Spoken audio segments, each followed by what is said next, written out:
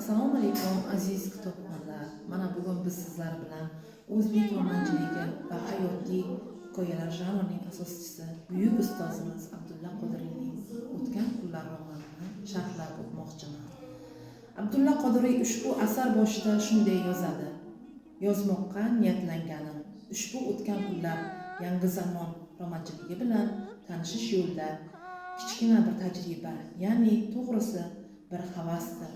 Muallif aytgandek, bu asar o'zbek romanchiligidagi dastlabki namuna.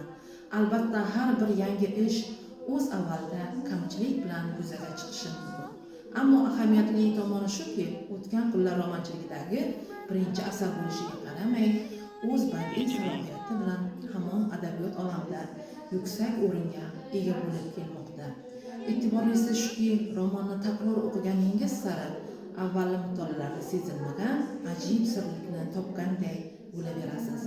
Asar shunchaki ikki inson o'rtasidagi sevgi emas, balki ijtimoiy hayotimizning turli jihatlarini, ota va farzand, qaynona va kelin munosabatlari, kishilar o'rtasidagi ezgulik, mehr-oqibat bilan bir qatorda razillik, qabohat, ilmsizlik kabi illatlarning fojiaviy tomonlarini ham ko'rsatib beradi.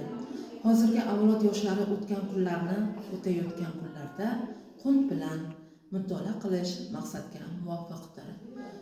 Abdulla Qodiriyning O'tgan kunlar romanini o'qishlikni tavsiya qilaman.